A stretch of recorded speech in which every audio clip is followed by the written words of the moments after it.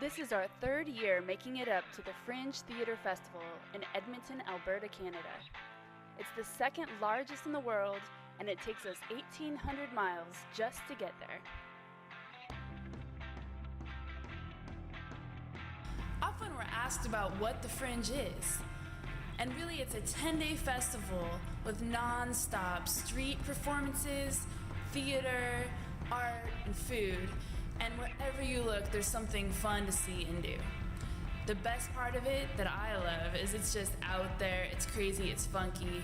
It's all about being on the Fringe.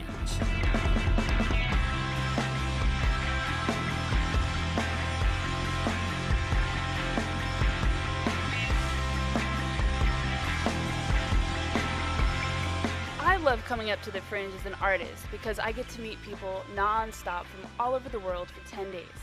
This year it brought in record numbers of people at 680,000. So it's crazy, it's intense, and the hours are even from noon to midnight. You're outside no matter what, rain or shine. This year we even had to brave it through a pretty heavy hailstorm. But we survived, and we got to sell lots of art. I love being able to paint outside and just interact with whoever wants to come by and watch and talk. A really neat thing, and it's so much fun to be able to travel with the art and get out of the gallery for a bit.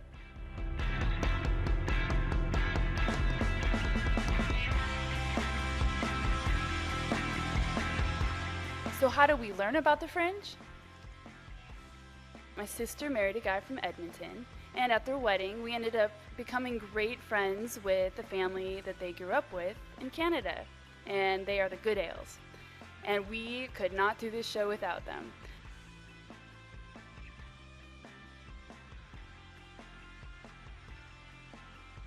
After all of our hard work at the Fringe, we like to take a fun road trip on the way back and visit lots of new places we've never been to before.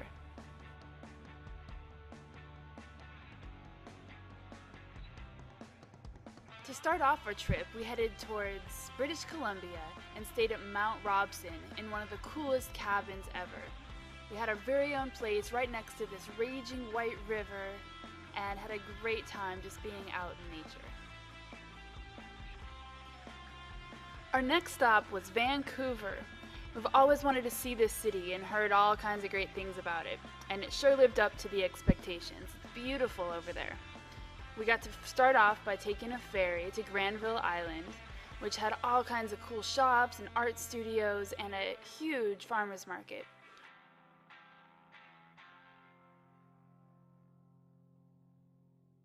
We also got to ride our bikes around the Stanley Park Ocean Wall, which was just breathtaking.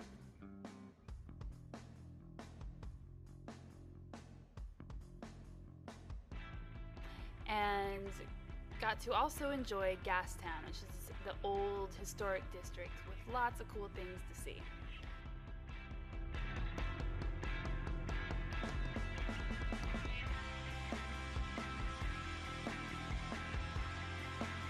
So next we said goodbye to Canada and headed back home into the US.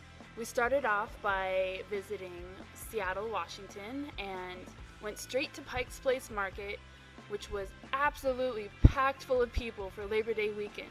And there was so much to see, including great flowers and fresh produce and, of course, all kinds of fish. So we had some crab and a little bit of shrimp cocktail and just had a great time checking that out. Back on the road again, we decided to head up towards Olympic National Forest, still in Washington, and we stayed in Lake Quinault. It was so worth the drive going up north. Just beautiful rainforest area. We went on many hikes and stayed in the coolest place right on the lake and saw the most beautiful sunrise and sunset. I would definitely recommend going back to this place. Continuing on our journey home, we headed down the Oregon coast. It was absolutely a great drive as we had the ocean on our right side almost the whole time and stopped for all kinds of beautiful photos. We got in and out of thick, heavy fog, which was kind of a really neat atmosphere to go through. and lots of sleepy old fishing towns. And then we reached the redwood forest. This is something I was really looking forward to, and it was absolutely beautiful. We went on the neatest hike and just got through the whole rainforest type area, saw these huge redwood trees, and even got to drive our van through one of them.